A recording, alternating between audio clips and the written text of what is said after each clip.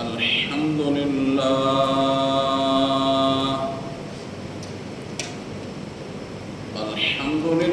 وكفى والصلاة والسلام على سيد الرسل وخاتم الأنبياء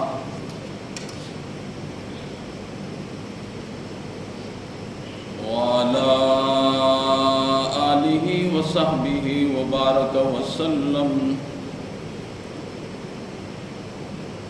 خصوصا على خلفائه الراشدين المهديين إلى يوم القيامة. أما بعد فأعوذ بالله من الشيطان الرجيم. بسم الله الرحمن الرحيم. قد أفلح المؤمنون الذين هم في صلاتهم خاشعون.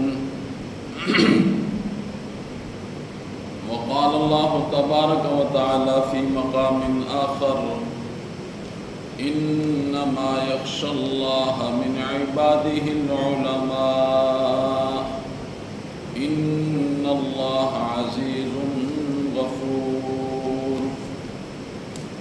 وقال الله تبارك وتعالى في مقام آخر: وأما من خاف مقام ربه ونهى النفس عن الهوى فإن الجنة هي المأوى.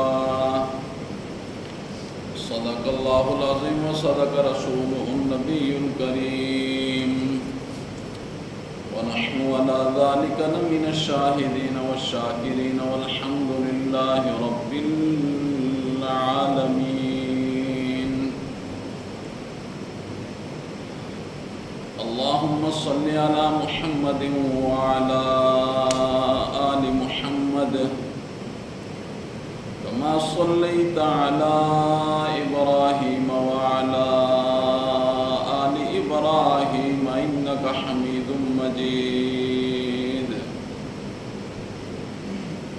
اللهم بارك على محمد وعلى آل محمد كما باركت على إبراهيم وعلى آل إبراهيم إنك حميد مجيد. رب اشرح لي صدري ويسر لي أمري واحلل عقدة من لساني يفقهوا قولي. رب زدني علما رب زدني علما رب زدني علما.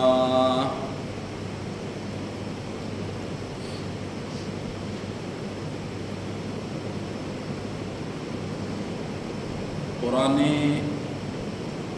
مجید کے 3 مقام سے اللہ رب العزت کا کلام تلاوت کیا ہے. اللہ کی بارگاہ میں انتہائی عجز و انکساری کے ساتھ استدعا ہے کہ خالق ارض و سما کما حقہ ان آیات کی روشنی میں گفتگو کرنے کی توفیق نصیب فرمائے. وبعدہ ہم سب کو قرآن و سنت کی روشنی میں عمل پیرا رہنے کی توفیق نصیب فرمائے.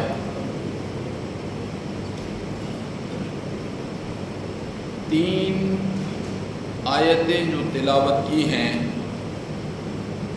ان 3 آیتوں میں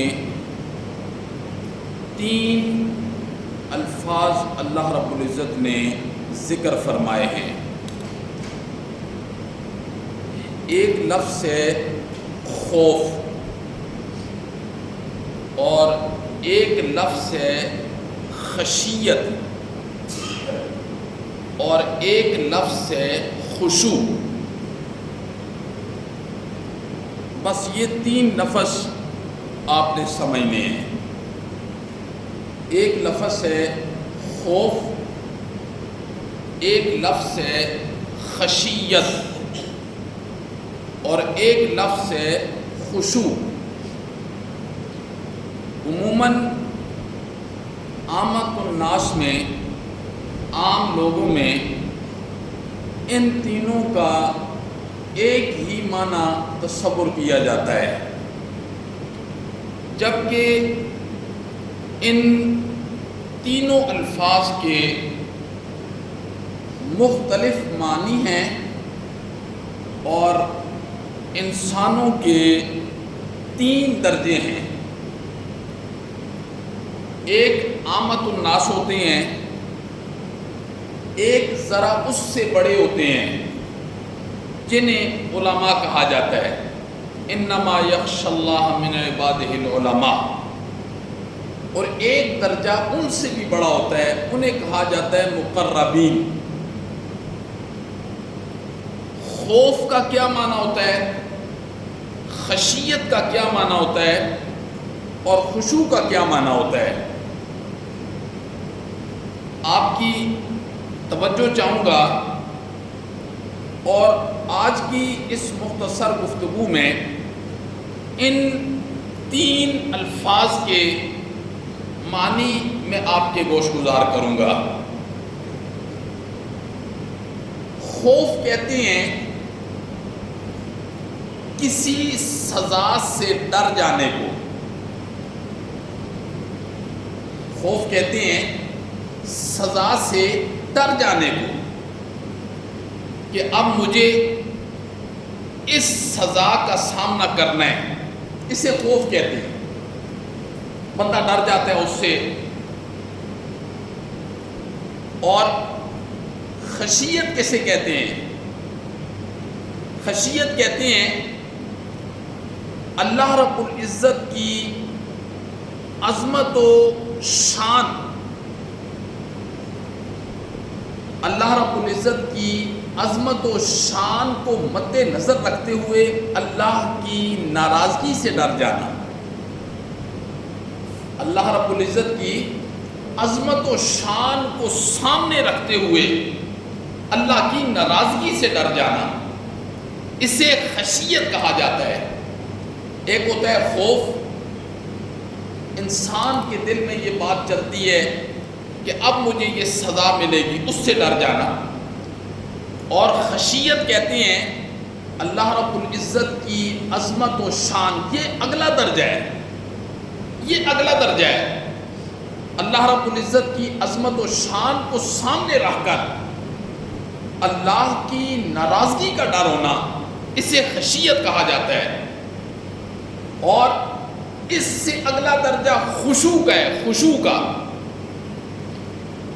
کہ اللہ رب العزت کی عظمت و شان ہمہ وقت، اس کی ہیبت اور اس کا رعب ہمہ وقت دل کے اوپر طاری رہنا، اسے خشوع کہا جاتا ہے. اور یہ درجہ انبیاء کے ساتھ خاص ہے، خشوع والا، کہ ہمہ وقت اللہ رب العزت کی ہیبت اور اس کا رعب قلب کے اوپر طاری رہنا، اسے خشوع کہا جاتا ہے. اور یہ انبیاء کے ساتھ خاص ہے. اور جو خشیت ہے وہ دوسرا درجہ ہے، کہ اللہ رب العزت کا، اس کی عظمت و شان، اس کی ناراضگی کا ڈر، اور خوف سزا کا ڈر. یہ جو خوف ہے یہ عامت الناس کے اندر پایا جاتا ہے، چونکہ عامت الناس، عام لوگ اسی درجے کے اندر رہتے ہیں. اللہ رب العزت نے انبیاء کو اپنے درجے سے نیچے اتر کر، اللہ نے فرمایا میرے نبیوں اپنے اس درجے سے تھوڑا نیچے اتر کر اب عوام کی بولی کے اندر، عوام کی زبان کے اندر انہیں میری وحدانیت سمجھاؤ، انہیں جنت کی حقیقت سمجھاؤ، انہیں جہنم کی حقیقت سمجھاؤ، ذرا اپنے درجے سے نیچے اتر کر۔ اسی لیے حضرت نوح علیہ السلام نے جب لوگوں کو اللہ رب العزت کی وحدانیت کا، توحید کا، الوہیت کا، ربوبیت کا درس دیا نا، تو اللہ نے فرمایا لوگوں اگر میں بھی نافرمانی کروں گا نا تو میں بھی عذاب سے نہیں بچ سکتا۔ اب یہ عامت الناس لوگوں کی زبان میں اتر کر حضرت نوح علیہ السلام نے انہیں بات سمجھائی۔ اور عامت الناس کا خوف کیا ہے؟ اللہ نے قرآن میں عذابات ذکر کر دیے۔ اچھا یہ گناہ کرو گے تو یہ سزا ہوگی، یہ گناہ کرو گے تو یہ سزا ہوگی، جہنم کے اندر پیپ ہوگی، جہنم کے اندر کھانے کے لیے کانٹے ہوں گے، جہنم کے اندر آگ بڑی سخت ہوگی۔ یہ خوف ہے، یہ خوف، اور اس کا تعلق ہوتا ہے عامت الناس کے ساتھ۔ اور دوسری چیز کیا ہے؟ دوسری چیز ہے خشیت، اور خشیت کا تعلق وہ علماء کے ساتھ ہوتا ہے۔ گناہ کروں گا، غلطی کروں گا تو اللہ ناراض ہو جائیں گے۔ اب عامت الناس کو اس چیز کا علم نہیں ہے، اللہ ناراض ہو جائیں گے، پھر اس کے دل کے اندر انما یخشی اللہ من عبادہ العلماء، یہ اللہ رب العزت نے یہ خشیت کا جملہ علماء کے لیے استعمال کی ہے کہ ان کے دل کے اندر گناہ کے علاوہ یہ چیز بھی ہونی چاہیے کہ اللہ ناراض ہو جائیں گے، اور جب اللہ ناراض ہوگے تو پھر کون راضی کرے گا؟ اللہ کو کون راضی کرے گا؟ وہ تو اپنی مرضیوں کا مالک ہے، وہ جب چاہے گا راضی ہوگا۔ اور تیسری چیز کیا ہے؟ خشوع، یہ مقربین کے ساتھ خاص ہے، مقربین کے ساتھ۔ اللہ اکبر۔ حدیث کے اندر آتا ہے ایک بندہ نماز پڑھ رہا تھا، دوران نماز داڑھی کے ساتھ کھیل رہا تھا۔ امام الانبیاء نے فرمایا اگر اس کے دل میں خشیت ہوتی تو پھر اس کے جسم کے دوسرے اعضاء میں بھی خشیت ہوتی۔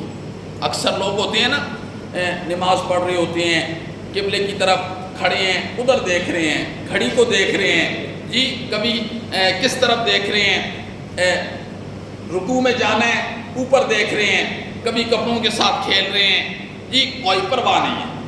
تو امام الانبیاء نے فرمایا اگر اس کے دل میں خشیت ہوتی تو اس کے دوسرے اعضاء کے اندر بھی خشیت ہوتی۔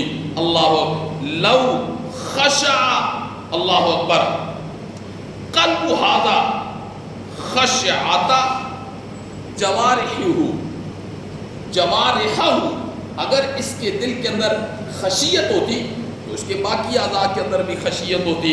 جی اس لیے اللہ اکبر، پوری اپنے دل کے اندر خشیت کو پیدا کر کے عرش والے کے سامنے ہمیں کھڑا رہنا چاہیے۔ ماں جی فرماتی ہیں حضرت عائشہ صدیقہ رضی اللہ تعالیٰ عنہ کہ نبی پاک صلی اللہ علیہ وسلم گھر کے اندر ہمارے سے باتیں کرتے رہتے، ہم بھی باتیں کرتی رہتی۔ ماں جی فرماتی ہیں کہ جب حضرت بلال کی اللہ اکبر کی صدا کانوں میں پڑتی نا تو پھر نبی پاک صلی اللہ علیہ وسلم اس طریقے سے ہم سے بیگانہ ہو کے چلے جاتے جیسے ہمیں کبھی پہچانتے ہی نہیں ہیں، ہم اجنبی لوگ ہیں۔ اللہ اکبر، یہ دل کے اندر خوف، خشیت۔ اور یہاں اذانیں ہوتی ہیں، ٹس سے مس ہوتا ہے کسی کو، کوئی پرواہ نہیں ہے، اذان ہو رہی ہے، اللہ رب العزت کی طرف سے صدا آ گئی ہے، جی اب ہر کام ہم نے چھوڑ دینا ہے۔ اب یہ جس کے دل میں خشیت ہوگی، اللہ کی عظمت و شان کو مد نظر رکھتے ہوئے اسے یہ ڈر ہوگا کہ اللہ مجھ سے ناراض ہو جائیں گے، تو پھر ہی وہ بندہ کام کر سکتا ہے نا۔ اللہ اکبر۔ حضرت علی رضی اللہ تعالیٰ عنہ کی ساری زندگی کا یہ معمول تھا۔ حضرت علی رضی اللہ تعالیٰ عنہ جب مسجد میں نماز کے لیے داخل ہوتے تھے نا تو آپ کے چہرے کا رنگ زرد پڑ جاتا تھا، زرد ہو جاتا تھا۔ تو شاگرد نے سوال کیا حضرت یہ جب آپ مسجد کے اندر آتے ہیں آپ کے چہرے کا رنگ زرد ہو جاتا ہے، آپ نے فرمایا تجھے پتہ نہیں ہے کس ذات کے سامنے اب کھڑا ہونا ہے، کس ذات کے سامنے کھڑا ہونا ہے؟ یہ ہم دنیا کے ماحول میں دیکھتے ہیں، دنیا میں کوئی باروک بندہ ہوتا ہے نا، باروک بندہ جب کسی مسند پر ہوتا ہے، کوئی وڈیرا ہوتا ہے، تو کبھی دیکھا ہے آپ نے اس کے سامنے ایک عام بندہ آ کے کیسے کھڑا ہوتا ہے؟ اگر اس نے ہاتھ باندھے ہوئے ہیں نا تو اس کی جرت نہیں ہوتی ہے ہاتھ نیچے کرنے کی۔ یہ اس بندے کے سامنے اس کی یہ حال ہوتی ہے جو خود کمزور ہے، وہ بندہ بھی کمزور ہے۔ تو یہ سمجھانے کا مطلب یہ ہے کہ ہمیں اللہ رب العزت کی ذات کی عظمت، اس کی کبریائی، اس کی بڑائی ابھی تک اس کا اندازہ نہیں ہے۔ اس کے درجات ہوتے ہیں، ابھی تک تو ہم خوف کے دائرے کے اندر بھی نہیں آئے ہیں۔ خوف کا دائرہ ہوتا ہے نا، اس کے اندر بھی نہیں آئے ہیں۔ ابھی میں آپ کو بتاؤں گا کہ خوف کے دائرے کے اندر کون کون کیسے آیا جاتا ہے، اس کی علامات کیا ہیں۔ جب وہ علامتیں بندے کے اندر آ جائیں تو سمجھے کہ بندہ خوف کے دائرے میں آ گیا ہے۔ ابھی تک تو ہم خوف کے دائرے میں بھی نہیں آئے ہیں۔ یہ صرف زبانی ہم کہہ دیتے ہیں بڑا خوف ہے جی، بڑا ڈر ہے، اس کی علامات ابھی میں بتاؤں گا آپ کو کہ کون کون سی علامات پائی جائیں گی تو بندہ خوف کے دائرے میں آئے گا۔ اگر وہ علامات پائی جاتی ہیں تو اللہ کا شکر ادا کرنا ہے کہ مولا تیرا شکر ہے، تو میرا خالق ہے، تو میرا مالک ہے، تو میرا رازق ہے، تو ساری کائنات کا خالق ہے۔ مولا تیرا شکر ہے کہ میرے اندر یہ علامتیں پائی جاتی ہیں، میں خوف کے دائرے میں آ گیا ہوں۔ اگلے درجے تو ہیں ہی بہت بڑے چیز ہے، اس کے بعد خشیت ہے، پھر خشوع ہے، یہ تو اگلی کہانی ہے۔ لیکن خوف کے دائرے کے اندر آمت الناس کا آ جانا، آمت الناس کا آ جانا خوف کے دائرے میں، یہ بہت بڑی بات ہے۔ اگر کوئی خوف کے دائرے میں آ جاتا ہے، اللہ اکبر۔ آپ صلی اللہ علیہ وسلم نے فرمایا دو آنکھیں ایسی ہیں جن کے اوپر اللہ رب العزت نے جہنم کی آگ کو حرام کر دیا ہے۔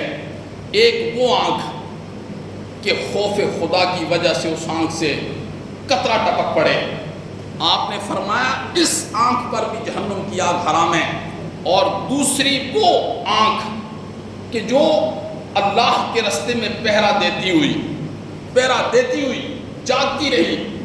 اور اسی طریقے سے امام الانبیاء نے ارشاد فرمایا کہ دو قطرے اللہ کو بڑے پسند ہیں، خوف خدا کی وجہ سے جو قطرہ آنکھ سے نکل جاتا ہے، یا شہید جو صحیح معنی میں شہید ہو، اللہ کے کاروں میں جو شہید ہو، اس کے خون کا قطرہ زمین پر گرنے سے پہلے اللہ اس کے گناہوں کو بھی معاف کر دیتا ہے، اور وہ قطرہ بھی اللہ رب العزت کو بہت زیادہ پسند ہوتا ہے۔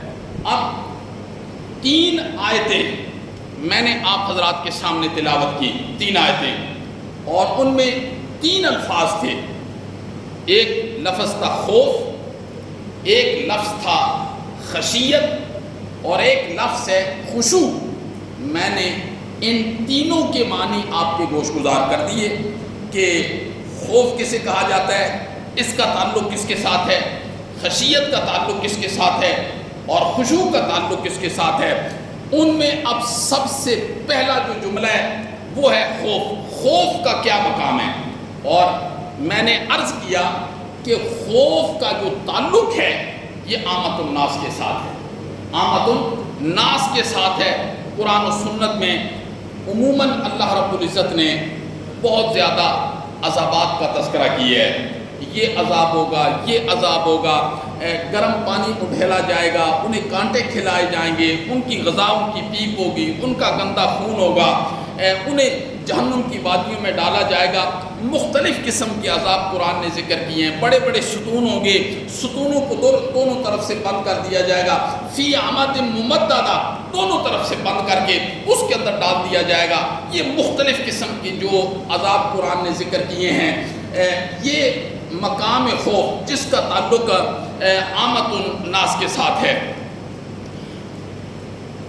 جس بندے میں خوف آ جائے گا نا، جس دن خوف آ جائے گا، اس کی کچھ علامتیں ہیں یہ سب سے پہلا درجہ ہے، سب سے پہلا درجہ مومن کا خوف کی کچھ علامتیں ہیں۔ اب وہ علامتیں کون کون سی ہیں انہیں ذرا آپ توجہ سے سماعت فرمائیں گے، اور پھر میں اپنے گرمام میں جھانک کر دیکھوں گا کہ یہ خوف کا جو پہلا درجہ ہے، کیا اس کی جو علامات ہیں وہ میرے اندر پائی جاتی ہیں کہ نہیں پائی جاتی۔ سب سے پہلی علامت خوف کی کیا ہے جی؟ سب سے پہلی علامت یہ ہے زبان۔ کیا مطلب؟ زبان سے جس بندے کے دل میں اللہ کا خوف ہوگا وہ جھوٹ نہیں بولے گا، وہ کیا؟ جھوٹ نہیں بولے گا۔ نمبر 2، اس زبان سے دوسرا کام، وہ غیبت نہیں کرے گا، غیبت نہیں کرے گا۔ نمبر 3، اس زبان سے جو کام نہیں کرے گا وہ کسی پر بہتان نہیں باندھے گا۔ کچھ لوگ ایسے ہوتے ہیں وہ غیبت نہ کریں اور بہتان نہ باندھیں، وہ کہتے ہیں کہ ہمارے پیٹ کے اندر نا مروڑ آ جاتا ہے، ہمارا کھانا ہی ہضم نہیں ہوتا جب تک ہم ایک کی بات دوسرے کو نہ بتا دیں، تیسرے کو نہ بتا دیں۔ یہ خود ہم نے اپنے کانوں سے یہ باتیں سنی ہیں۔ تو خوف کا پہلا درجہ کیا ہے؟ زبان کی حفاظت کرنا۔ کس سے حفاظت کرنا؟ جھوٹ سے حفاظت کرنا، غیبت سے حفاظت کرنا، بہتان باندھنے سے حفاظت کرنا۔ یہ خوف کی پہلی علامت ہے۔ ابھی اس کو آپ نے ذہن کے اندر رکھنا ہے۔ 3 جملے میں نے سمجھائے، تینوں کا الگ الگ معنی بتایا، اور خوف ان میں سے پہلا جملہ ہے کہ خوف کے دائرے میں کون کون لوگ آئیں گے۔ وہ لوگ آئیں گے، سب سے پہلی چیز وہ زبان کی حفاظت کریں گے۔ اللہ رب العزت نے کیا فرمایا؟ ما يلفظ من قول الا لديه رقیب عتید۔ اللہ نے فرمایا زبان سے تو جملہ نہیں نکالتا مگر دائیں بائیں والے لکھ لیتے ہیں، فوراً اسے لکھ لیتے ہیں۔ اس لیے پہلے جملہ بولنے سے پہلے اسے تولنا چاہیے، پھر بولنا چاہیے۔ اور جب ہم نے کہیں انٹرویو دینے کے لیے جانا ہوتا ہے نا، یہ بندہ امریکہ جا رہا ہے جی، امبیسی میں جائے گا جی، وہ کتنی اس کی تیاری کرتا ہے، کوئی جملہ ایسا نہیں نکالنا، زبان سے کوئی جملہ ایسا نہیں نکالنا جس کی وجہ سے تجھے ریجیکٹ کر دیا جائے، ویزا تیرا نہ لگے۔ وہ کتنا محتاط ہوتا ہے، کتنا محتاط ہوتا ہے۔ دیکھو اب اسے پتہ ہے نا میں نے زبان سے کوئی جملہ نکال دیا، اور اکثر و بیشتر جو دنیاوی نقصان ہوتے ہیں، دنیاوی بھی، وہ اسی زبان کے ذریعے سے ہو جاتے ہیں۔ تو خوف ہے، خوف کے لیے سب سے پہلی جو علامت ہوتی ہے وہ کون سی ہے؟ کہ زبان کی حفاظت کرنا۔ نمبر 2، یہ کوئی قلب کی حفاظت کرنا، دل کی حفاظت کیسے کرنا؟ اس دل میں حسد نہ ہو، کینہ نہ ہو، بغض نہ ہو، عداوت نہ ہو۔ اب یہ ساری چیزیں جو میں بیان کروں گا نا، پھر مجھ سمیت ہم سب نے یہ کبھی تنہائیوں میں سوچنا ہے کہ وہ شریعت جو نبی پاک صلی اللہ علیہ وسلم ہمارے لیے لے کر آئے ہیں، ہمارا اس شریعت کے ساتھ کوئی تعلق ہے یا نہیں ہے، دور کا ہے کہ نزدیک کا ہے۔ نتیجہ خود نکل جائے گا کہ قلب کی حفاظت کرنا، حسد، کینہ، بغض، عداوت، نفرت، جی دل کو اس سے پاک کرنا۔ اور نمبر 3، بری نظروں سے اپنے آپ کو بچانا۔ نمبر 4، پیٹ کی حفاظت کرنا، پیٹ کی، سود نہیں کھانا، رشوت نہیں کھانی، جی دھوکے والا مال اور فراڈ والا مال نہیں کھانا۔ نمبر 5، ہاتھوں کی حفاظت کرنا، ان ہاتھوں کے ساتھ کسی مظلوم پر ظلم نہیں کرنا۔ یہ مقام خوف کی بنیادی علامتیں ہیں۔ بس سمجھو جس کے اندر یہ 5 علامتیں آ گئی نا، پھر وہ کہہ سکتا ہے میرے دل میں اللہ کا خوف ہے، میرے دل میں اللہ کا خوف ہے۔ اگر یہ 5 علامتیں نہیں ہیں، وہ ساری زندگی الٹا لٹک کے کہے میرے دل میں اللہ کا خوف ہے، یہ علامتیں نہیں پائی جاتی ہیں، تو اللہ کو اس کے کہنے سے کیا فائدہ ہے؟ کوئی فائدہ ہے؟ کہتا رہے ساری زندگی نا مجھے اللہ سے خوف ہے۔ تو خوف، مقام خوف کی علامات میں سے یہ بنیادی علامتیں ہیں، بنیادی علامتیں ہیں، اور یہ لوگوں میں پائی جاتی تھی۔ یہ کسی زمانے میں لوگوں میں یہ مقام خوف کی یہ علامتیں لوگوں میں پائی جاتی تھی، اور اللہ اکبر، یہ تو مقام خوف کی علامات ہیں۔ اور مقام خوف کی کیفیات کیا ہوتی ہیں؟ جب یہ 5 چیزیں بندے کے اندر آ جاتی ہیں نا، پھر اس کے بعد اس کی کیفیات کیا ہوتی ہیں؟ ہر چیز کی کوئی کیفیت ہوتی ہے نا، جس کو دیکھ کر بندہ پہچان جاتا ہے یہ اس کیفیت کے اندر چل رہا ہے۔ پہلے علامات ہیں، جب علامات آ جاتی ہیں تو پھر مقام خوف کی کیفیات کیا ہوتی ہیں؟ کیفیات تو سنیے، سب سے پہلی کیفیت یہ ہوتی ہے الحزن اللازم۔ الحزن اللازم سب سے پہلی کیفیت، یہ علامات آ جانے کے بعد پھر مقام خوف کی جو کیفیات ہیں ان میں سب سے پہلی کیفیت یہ ہوتی ہے نا کہ بندے نے زندگی میں گناہ کیے ہوتے ہیں نا، وہ گناہوں سے توبہ بھی کر جاتا ہے، توبہ بھی کر جاتا ہے، اور اللہ اس کی توبہ کو قبول بھی کر لیتے ہیں۔ ٹھیک ہے میرا بندہ معاف کر دیا، لیکن اس کی کیفیت ہمیشہ یہ رہتی ہے کہ مجھ سے یہ گناہ کیوں ہوا، اندر ہی اندر پڑتا رہتا ہے۔ اللہ نے اسے معاف کر دیا ہے، اس نے توبہ کر لی ہے، لیکن یہ کیفیت پڑھتے رہنا کہ یار یہ گناہ مجھ سے کیوں ہو گیا، کیوں ہو گیا۔ یہ مقام خوف، اس کی کیفیات میں سے پہلی کیفیت یہ ہے کہ بندے کا پڑھتے رہنا کہ یہ گناہ مجھ سے کیوں ہو گیا ہے۔ معاف اللہ نے کر دیا ہے، لیکن اس کی کیفیت یہ ہونی چاہیے۔ اور دوسری کیفیت الہم الغالب، دوسری کیفیت ہمہ وقت یہ ہونی چاہیے کہ اب آگے کیا ہونے والا ہے، اب آگے کیا ہونے والا ہے، موت کے مراحل سے کیسے گزروں گا، اللہ کو حساب کیسے دوں گا، موت کے مراحل کیسے سخت ہوں گے۔ اللہ اکبر، کتنے کتنے سخت منازل آنے والے، بس یہ اس کو تو ایک ہوتا ہے غم، غم کہتے ہیں گزری ہوئی چیز پر، گزری ہوئی چیز پر غم کرنا، اور ایک ہے ہم کہتے ہیں آنے والی چیز سے ڈر محسوس کرنا۔ تو ایک اپنے گناہوں پر بڑھتے رہنا، اور دوسرا آنے والے مراحل سے ڈرنا۔ یہ مقام خوف کی کیفیات ہیں۔ دوسری کیفیت یہ ہونی چاہیے، اور تیسری کیفیت بے چینی، بے چینی ہونی چاہیے، بے چینی، کہ ایک تو اپنے ساری چیزوں کو سامنے رکھتے ہوئے، دوسری بے چینی اس وجہ سے ہونی چاہیے کہ نبی پاک صلی اللہ علیہ وسلم کی شریعت کو کیسے روندا جا رہا ہے، کیسے نبی پاک صلی اللہ علیہ وسلم کی شریعت کی بے حرمتی کی جا رہی ہے۔ آج نہیں کی جا رہی، بہت بے حرمتی کی جا رہی ہے، بے چینی۔ اور نمبر 4، چوتھی چیز کہ جب اس کے دل کے اندر گزشتہ گناہوں کا غم بھی ہوگا، آنے والے مرحلات کا خوف بھی ہوگا، بے چینی بھی ہوگی، ایسے شخص کی آنکھوں سے بے ساختہ کبھی آنسو بھی نکل جائیں گے۔ یہ مقام خوف کی علامات کے بعد کیفیات ہیں، کیفیات ہیں۔ تو یہ کیفیات بھی انسان کے اندر ہونی چاہیے، اپنے گناہوں پر غم ہونا چاہیے، اور آنے والی منازل کا خوف دل میں ہونا چاہیے۔ اب یہ باتیں تو کتابوں کے اندر رہ گئی ہیں، یہ باتیں بتائے گا کون اور سمجھائے گا کون؟ یہ لوگ بھی اب ختم ہو گئے ہیں، ناپید ہو گئے ہیں۔ یہ مقام خوف کی کیفیات ہیں۔ اور تیسری چیز ہے خوف کے مراتب، درجہ خوف کا۔ پہلے مقام خوف کی علامات، پھر مقام خوف کی کیفیات، اور پھر مقام خوف کے مراتب۔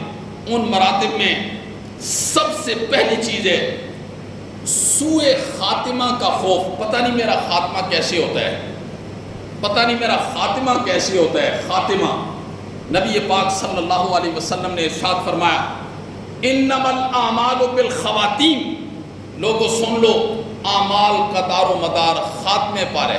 جس وقت انسان کی روح نکل جائے گی اس وقت اعمال کا دار و مدار ہے، پھر وہاں پتہ چلے گا کہ اس کی روح ایمان کے ساتھ جاتی ہے یا اس کی روح انکار کے ساتھ جاتی ہے۔ بس وہ وقت ہوگا، اس وقت برے خاتمے کی فکر کرنا کہ مولا میرا خاتمہ برا نہ کرنا، بس خاتمہ برا ہو گیا تو ابد الاباد ہمیشہ ہمیشہ کے لیے۔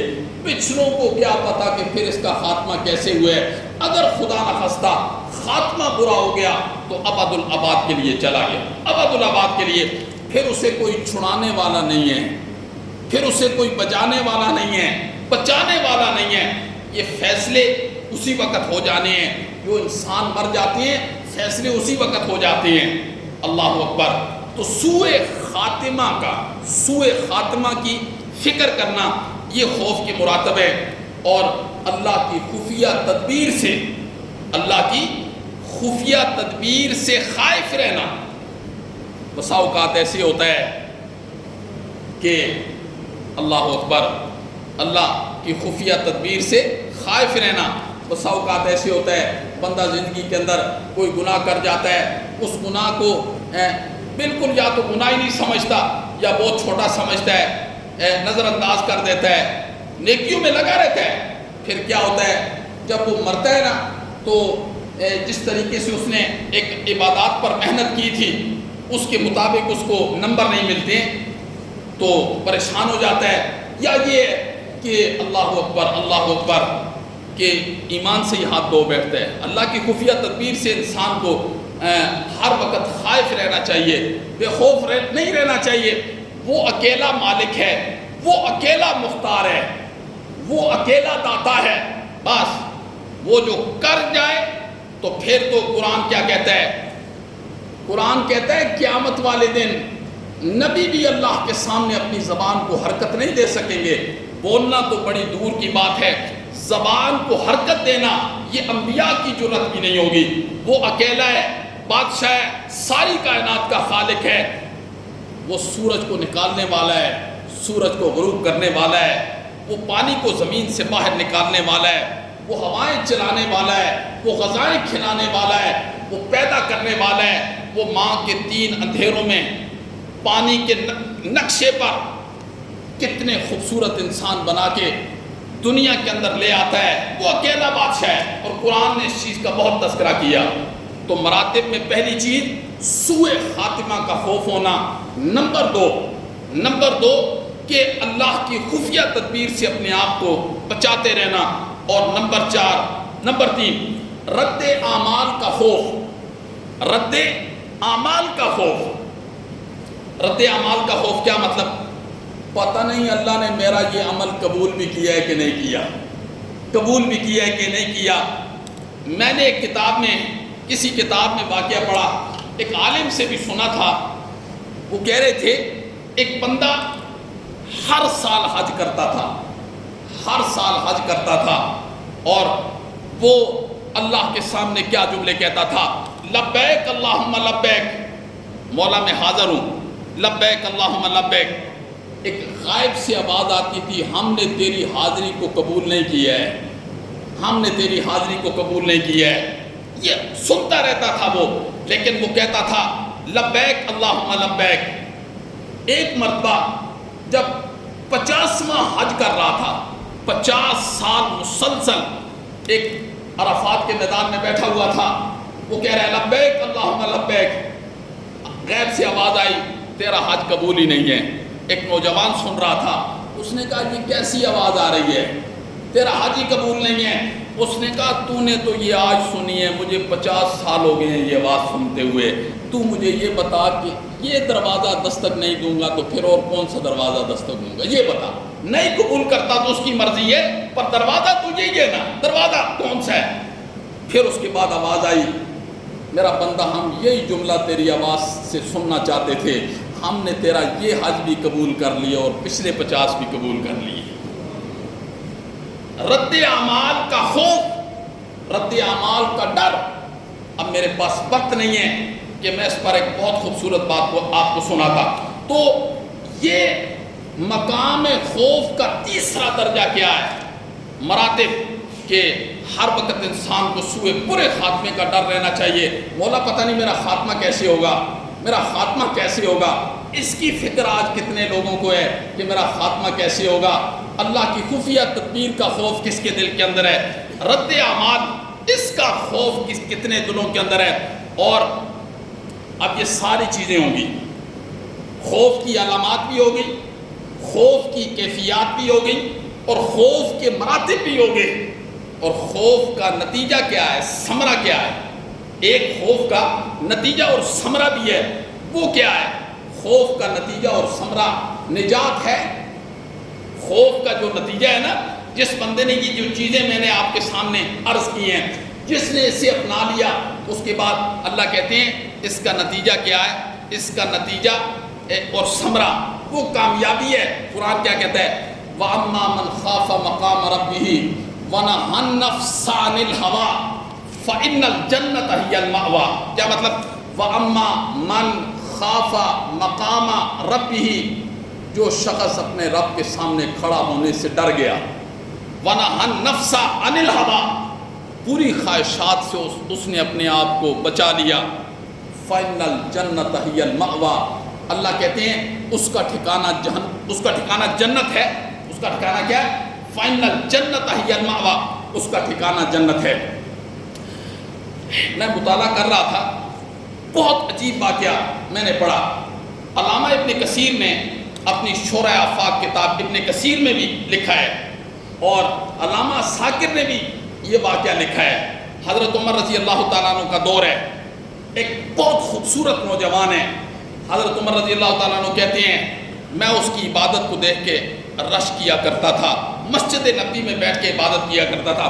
وہ گھر اس کا تھوڑا دور تھا، عشاء کی نماز کے بعد وہ اپنے والد کی ملاقات کے لیے روزانہ جاتا۔ رستے میں یہودیوں کے گھر تھے، یہودیوں کی ایک بہت خوبصورت لڑکی اب اس پر دورے ڈالنے لگی، اس نوجوان پر۔ وہ بچتا رہا۔ ایک دن ایسے ہوا کہ انسان ہے، کمزور ہے، اس کے جال کے اندر وہ پھنسا نا، وہ نوجوان پھنسا، اس نے اس کو دعوت دی۔ جو ہی اس کی گھر کی دہلیز کے اوپر اس نے قدم رکھا نا، اس نوجوان نے اس کے گھر کی دہلیز پر قدم رکھا، تو اس کی زبان سے نا بے ساختہ قرآن کی یہ آیت جاری ہوگی، ان الذین اتقوا اذا مسهم طائفة من الشیطان تذکروا فاذا هم مبصرون۔ اچانک بس یہ اس کی زبان سے آیت جاری ہوئی نا، تو اللہ کی شان وہ ادھر ہی بے ہوش ہوا اور ادھر ہی گر گیا، دروازے کے اوپر ہی گر گیا۔ اب وہ جو خاتون تھی اس نے اپنی باندھی کو بلایا، اور گھر اس کا بالکل قریب تھا، والد کو ملنے آتا تھا، دونوں نے اٹھایا اور والد کے اپنے گھر کے دروازے کے سامنے پھینک دیا، اور بابا اس کا انتظار کرتا رہا کہ روزانہ آتا ہے، ابھی تک آیا نہیں ہے۔ اس نے دروازہ کھولا تو باہر بے ہوش پڑا تھا، اس نے اس کے ہاتھ اور پاؤں کو ملا اور ہوش میں آیا۔ اس نے کہا بیٹا کیا ہوا ہے؟ اس نے ساری بات بتا دی، اس نے ساری بات بتائی، اور بابا نے کہا پھر کیا ہوا؟ اس نے کہا میرے زبان پر اللہ نے یہ آیت جاری کر دی، ان الذین اتقوا، بے شک وہ لوگ جو ڈرتے ہیں، اذا مسهم طائف من الشیطان، جب شیطان کی کوئی جماعت، شیطان کا کوئی گروہ انہیں چھونے لگتا ہے نا، انہیں ہاتھ لگانے لگتا ہے، تو تذکروا، وہ چونک جاتے ہیں کہ یہ کیا ہو رہا ہے، یعنی ان کے دل میں خوف خدا، عذاب، تذکروا، وہ چونک جاتے ہیں، فَإِذَا هُمْ مُبْصِرُونَ، اچانک ان کی آنکھیں کھل جاتی ہیں۔ اچانک والد کہتا ہے کہ میں نے جب وہ ہوش کے اندر آیا تو میں نے کہا پھر کیا ہوا بیٹا؟ والد کہتے ہیں میرے بیٹے نے یہ آیت پڑھی نا، ادھر ہی اس کا دل پھٹا اور مر گیا، ادھر ہی مر گیا۔ تو حضرت عمر کا دور ہے، کہتے ہیں میں نے رات کو اس کی تدفین کر دی۔ صبح کی نماز کے وقت حضرت فاروق اعظم رضی اللہ تعالیٰ عنہ کو پتہ چلا، کسی نے بتایا، ان کو بہت افسوس ہوا کہ اتنا نیک نوجوان کیسے فوت، بتایا ساری بات، اس کے والد کے پاس آیا، اس نے ساری بات بتائی، تو اس کے والد سے فاروق اعظم نے فرمایا کہ مجھے تو کم از کم بتا دینا تھا۔ والد کہنے لگا ہم نے آپ کو تکلیف دینا مناسب نہیں سمجھا۔ پھر فاروق اعظم کہتے ہیں کہ میں نے انہیں کہا مجھے قبر پر لے جاؤ، قبر پر، تو قبر پر لے جایا گیا۔ حضرت فاروق اعظم کہتے ہیں کہ میں نے اس کی قبر پر کھڑے ہو کر، واقعہ تو سارا اس کے والد نے بتا دیا تھا، اس کی قبر پر کھڑے ہو کر میں نے کہا وَلِمَنْ خَافَ مَقَامَ رَبِّهِ جَنَّتَانِ، کیا مطلب وَلِمَنْ خَافَ مَقَامَ رَبِّهِ، جو اپنے رب کے سامنے کھڑا ہونے سے ڈر گیا، اللہ نے فرمایا اسے ایک جنت نہیں، اسے میں 2 جنتیں دوں گا، اسے 2 جنتیں دوں گا۔ حضرت فاروق اعظم کہتے ہیں کہ میں نے یہ اس کی قبر پر کھڑے ہو کر یہ آیت پڑھی وَلِمَنْ خَافَ مَقَامَ رَبِّهِ جَنَّتَانِ، تو کہتے ہیں غیب سے آواز آئی کہ وہ نوجوان کہتے ہیں مجھے دونوں جنتیں مل گئی ہیں، مجھے دونوں جنتیں مل گئی ہیں۔ اللہ اکبر۔ تو یہ پھر کیا ہے؟ اللہ اکبر، یہ خوف کا ثمرہ ہے، نتیجہ ہے۔ جب انسان کے دل کے اندر خوف کی علامات بھی موجود ہوں گی، خوف کی کیفیات بھی موجود ہوں گی، اللہ اکبر، تو پھر اللہ رب العزت خوف کے ثمرات کے اندر پھر کیا دیں گے؟ اللہ رب العزت اس کی مغفرت فرما دیں گے، اس کی مغفرت فرما دیں گے۔ یہ چیزیں تو آج دور تک بھی نہیں ہیں ہمارے اندر، خوف کیا چیز ہوتی ہے، اس کی علامات کیا چیز ہوتی ہیں، اس کی کیفیات کیا چیز ہوتی ہیں جی۔ اور پھر خاتمہ، آج کتنی اموات ہو رہی ہیں اچانک۔ نبی پاک صلی اللہ علیہ وسلم نے فرمایا جب معاشرے میں اچانک اموات ہونے لگے گی تو سمجھ جاؤ قیامت سر کے اوپر کھڑی ہے، قیامت سر کے اوپر کھڑی ہے۔ اس لیے میرے محترم وقت انتہائی مختصر ہے، بہت مختصر وقت ہے، ہمیں صرف اور صرف اپنا قبلہ، نظریات کا قبلہ وہ صرف اور صرف درست کرنا ہے اور اپنے اللہ کی طرف توجہ کرنی ہے۔ دائیں بائیں اگر ہم نے دیکھ بھی لیا نا تو سمجھو پھسل گئے، پھسل گئے۔ اگر آج ہم نے دائیں بائیں دیکھ بھی لیا تو اللہ کو اتنی بے اعتنائیاں پسند نہیں ہیں جتنی آج ہمارے اندر بے اعتنائی ہے نا، اتنی اللہ کو بے اعتنائیاں پسند نہیں ہیں کہ ہم اللہ کو کہتے ہیں تیری مرضی دینی تے دے، نہیں تو تیری مرضی ہے۔ اتنی بے اعتنائیاں اللہ کو پسند نہیں ہیں۔ اللہ کو منانے کے لیے بڑا بڑا وقت لگتا ہے، بہت محنتیں کرنے پڑتی ہیں۔ یہ ویسے نہیں صحابہ کرام تپتے ہوئے انگاروں پر لیٹ گئے، یہ ویسے ایک صنف نازک خاتون حضرت سمیہ ہے اور ابو جہل اسے 2 اونٹوں کے ساتھ باندھ کے اس کے مخالف سمت پر چلا کے اس کے جسم کے 2 ٹکڑے کر دیتا ہے، اور ابو جہل اسے کہتا ہے چھوڑ اس کی محبت کو، چھوڑ اس کی محبت کو۔ آگے سے وہ کہتی ہے فقز مان تقاض، ابو جہل اب مجھے کہہ رہا ہے جب آسمان کے سارے پردے اللہ نے ہٹا کے جنت مجھے سامنے دکھا کے رکھ دی ہے، اب مجھے کہہ رہا ہے فقز مان تقاض، جو دل کرتا ہی کر۔ ہم نے اللہ کے دین کے لیے، نبی پاک صلی اللہ علیہ وسلم کی شریعت کے لیے ہم نے میرے بھائی کتنی محنت کی ہے۔